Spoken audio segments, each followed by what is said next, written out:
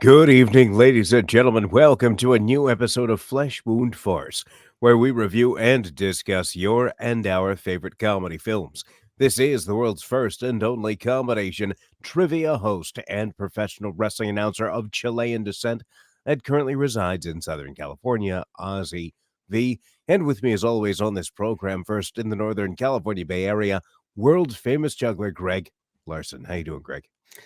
Doing well, made the move to the Daily City, and as you can see, the new place is very spacious. So it's been going well. How about yourself, Ozzy? For those listening on the podcast version, Greg's utilizing a virtual background. So the joke hits on YouTube. I'm okay. I literally had somebody tell me Thursday night, hey, you know what? You should totally do ring announcing for indie wrestling. That literally happened. And I said, well, funny because that happened. He's like, oh, man, because I'm a total mark. And I was like, yes, you are. Yes, you are. Also with us, ladies and gentlemen, Flesh Room producer Todd. How you doing, Todd? Chilling. That's how you All go right. tonight. Okay, well, we'll see if there's anything more. This week, we are reviewing and discussing The Hangover, which was released on June 5th, 2009. Rated R. Todd, do you have a trailer available? If so, could you please roll it? If you want to go to Vegas without me, that is totally cool. What are you talking about? Well, Phil and Stu, they're your buddies, and it's your bachelor party. And those two love you.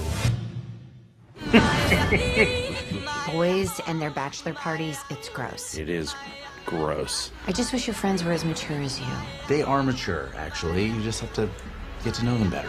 Paging Dr. Douchebag. Yeah, release that. TV version.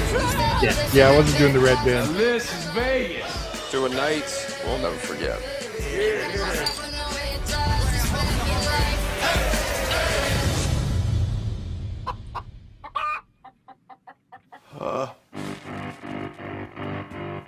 What happened last night?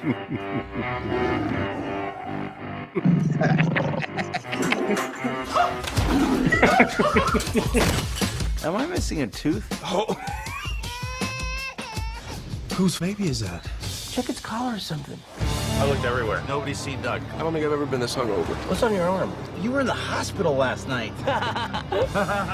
The only important thing now is that we find Doug.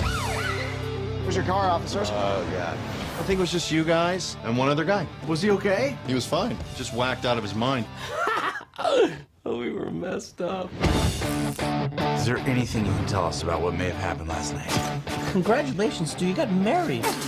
He is wearing my grandmother's Holocaust ring? I didn't know they give out rings at the Holocaust. These gentlemen volunteered to demonstrate how a stun gun is used to subdue a suspect. Wait a second. What? In the face! Sure you're qualified to be taking care of that baby. Oh my God! We're getting married in 5 hours. Yeah, that's not gonna happen. What is going on? Mike Tyson? This is my favorite part coming up right now. He still got it.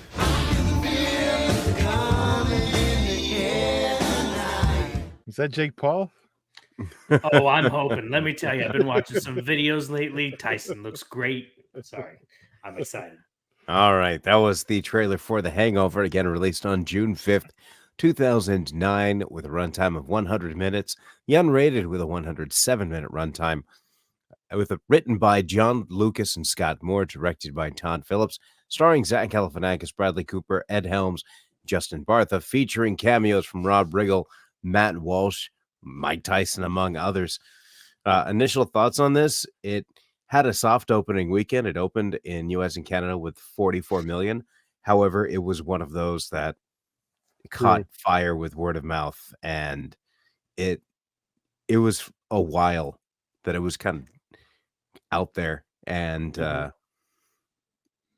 it grew, and it kind of it escalated. Ken Jeong, who also, I think before this didn't really do anything major. He was on an episode of The Office, I recall that, but this was his after Breakout. this film is when he became very popular. So a really important movie because it also helped lift Ed Helms to another level in terms, and then also it was a lot of people's first exposure to Zach Galifianakis as well. So really fun to see all around, and I almost an feeling of an old stupid 80s comedy just set in a modernized world, which was fun to watch and fun to go with. And excuse me, pardon me, I apologize. Excuse me. Third time's a charm. I know. Well, there's your all Ozzy's bullshit.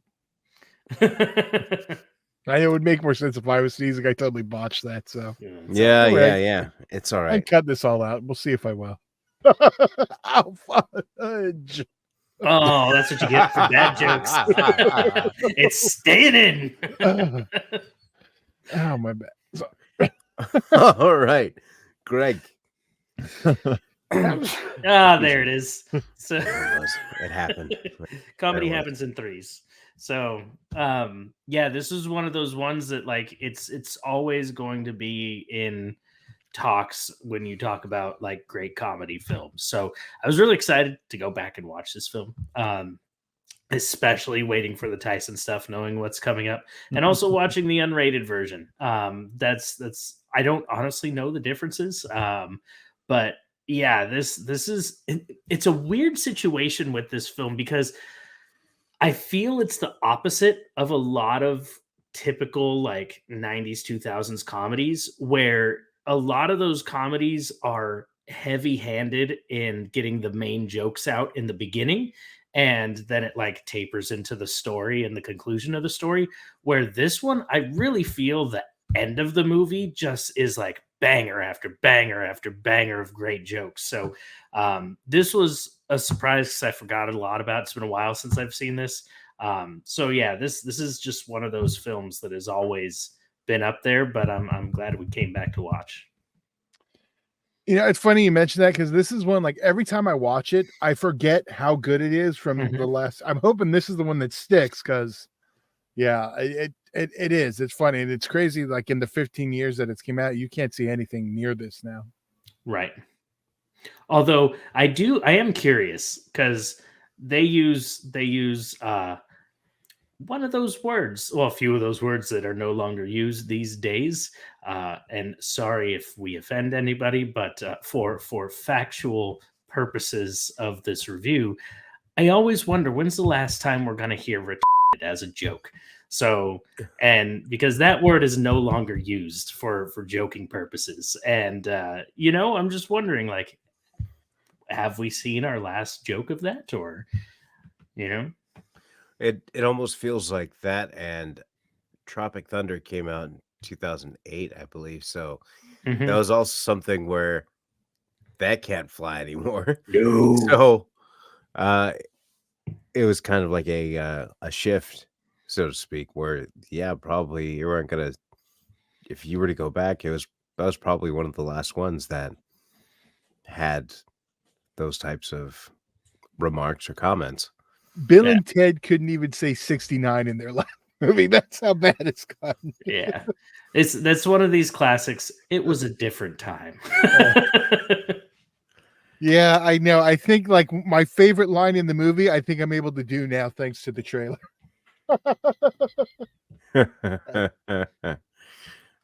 So before we get into our favorite moments, just a funny note was that Ed Helms in the trailer, he's seen with a missing tooth.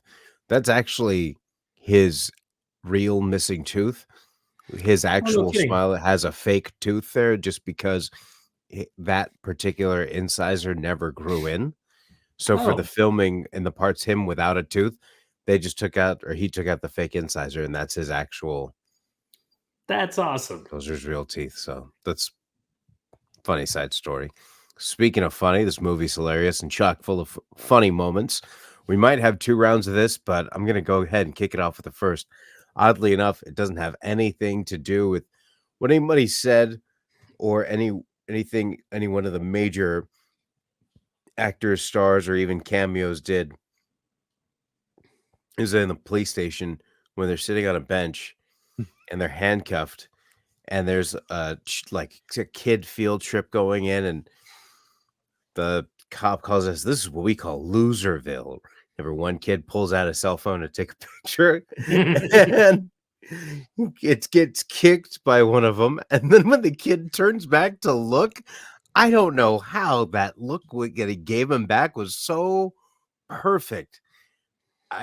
That had me dying. I mean, in the past, sure, but even this time around more so, I guess it hit me really hard. Greg? Man, there's so many to choose from, but like I think there's a scene where they're exchanging money with Ken Jeong, and most of that scene is great. But there's a moment, I think sometimes when you get caught off guard, like the unexpected moments are sometimes what makes me laugh the hardest. And when they threw the duffel bag towards him and Ken Jeong made this like squeal, just like, it's perfect. Yeah. So that's definitely one of my favorite moments. Todd? There was one that got me like more this time than the other ones. Like this one stuck out, and that was with Ed Helms and Heather Graham, and she's talking about her getting off her shift. It's like, oh, so you a blackjack dealer, this or that? Oh no, and no, I'm a stripper. And then she says, well, technically I'm an escort, but stripping's a great way to meet the clients. That I was like, oh. Just his reaction that helps to it. That got me this time. So I did say this is chock full of them. So going in my second round, it's kind of I might be double dipping, but only because it involves cameos, specifically lines delivered by Rob Riggle and Matt Walsh, as they're trying to recount or rather trying to ask where a particular chapel is, after asking Matt Walsh, a doctor at the hospital, what had happened the night before. He pretends that he's going to give him the directions, and he says, it's at the corner of Get a Map and Go Yourself. I'm not a tour guide. As the delivery was so solid on that.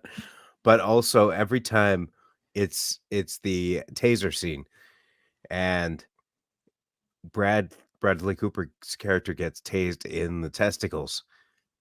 And you hear Riggle just say, well, right in the nuts. Just his delivery of that line and the joy there cracks me up every single time. Greg? Oh,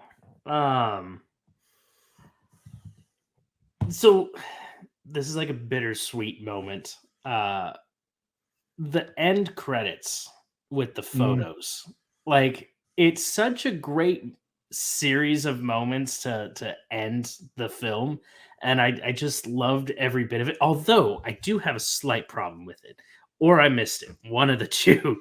They say that there's a moment in those photos that explains the concussion. I don't remember seeing anything that explained the concussion. However, the photos were fantastic and made me laugh as a great ending. So yeah, it's a very bittersweet moment for myself. Todd? Well, they do it a couple times. I mean, one of them was in the trailer, but they do like to set up like they're more mature now. Then you have them pull up paging doctor, whatever they say in the clean version. But then the other one later with Tyson, and they're talking about the titles or the Tigers, and Bradley Cooper's going on. Oh, they're such a beautiful creatures, blah blah blah. And then they cut to it. He's like, I'm up in the lion. I'm up in the lion. He's acting like he's up in the lion in the car. I was like, oh, that's good editing. That one made me laugh quite. And I also have to add in, I hate Godzilla 2. Yes, you know what? That's the other one I had. I taken a picture of same team. You can't see it, but I took a picture of it so I didn't forget the line. Excellent. Oh, that's funny. So, I mean, as with a lot of movies, when there's like a mystery that's to be figured out or not figured out, but where you honestly don't know where a movie's going to go and the reveal happens, and you, no matter how you feel about it, each time you see the movie another time, it's always going to be in the back of your head how simple things are to resolve or whatnot. So while this does take away from that as a movie, as a comedy, it delivers on all points. And I don't like to I wouldn't call anything a perfect movie, but I think it's a very, very good comedy that I have never heard anybody be upset about. And if there has been one person, it's probably just them being a contrarian for the sake of being a contrarian. It's my guess. So a I'm 5. assuming there's some young people who are going to have a problem with it. Okay. Or uptight people, but Yeah. they probably don't Same have a difference. sense of humor as is. Right. So, Great. but yeah, I mean, it goes without saying, it's definitely a 5. This is one of those, Mount Rushmore kind of movies in the comedy world, especially for that time frame. So there's, unquestionable 5. Yeah, I'm a 5 also. It's like the definitive film for its era of comedy, I think. I don't think there's one from its time period that can beat it. I mean, you got some contenders, but this one's hard to top. So I think it also should be worth mentioning Todd Phillips, same director as Old School. And when we reviewed Old School, I had brought up a point that I had felt that comedies shifted with Old School. They went from that typical 90s, 2000s kind of just goofy, whatever to make cash. And you got some quality comedies after that. You had Old School, then after Old School, you had Anchorman. In fact, Will Ferrell said that Anchorman, he wasn't getting any calls back about Anchorman until Old School did so well. Then people wanted to talk to him about Anchorman. Well, yeah, before that, he was just the guy in that Superstar movie that no one saw. Exactly. And hopefully we will never see. So if you'd like to see The Hangover and it's not on a Blu-ray or in your DVD collection, I do have I have the Blu-ray, and there is a visual commentary that's added on, which is an actual cool feature. So feel free to check that out if you are a Blu-ray collector. If not, you can actually check out a streaming version of this movie as of March 15th. Actually, not available to stream anywhere right now, but available for rental or purchase wherever you consume your favorite digital content. So I will say a quick announcement before we head out for the evening is that if you are in the Orange County area, I actually will not be hosting trivia this week. Yeah, I'm going to be completely hungover myself from St. Patrick's Day on a cruise ship. There we go. As someone of his Latin descent, I figured what better way to celebrate St. Patrick's Day than going to Mexico. So I'm going to take a cruise and be completely knocked out, so I will not be hosting trivia this week. But I will return next week at the regular locations. Do you guys have anything before we head out for the evening? No, I'm just looking forward to giving a good fisting next week. That is something worth mentioning right now. Todd, go ahead. I was going to say, you totally threw me off. Snack show this Wednesday, 6 all new reviews, some theatrical stuff. Check it out. Fantastic. And then in terms of next week, what Greg was referencing is Flesh Wound Fist will be returning with the review of the 1986 Sylvester Stallone film Cobra. Canon film from the makers of Superman 4, The Quest for Peace. Okay. All right. That's irrelevant. Tune in next week for that episode and some fun stories in regards to Cobra. All right. So if you guys don't have anything else, that is world famous juggler Greg Larson and Flesh Wound producer Todd Loya. And I'm Ozzy V. See you next week right here on a brand new episode of Flesh Wound Farce.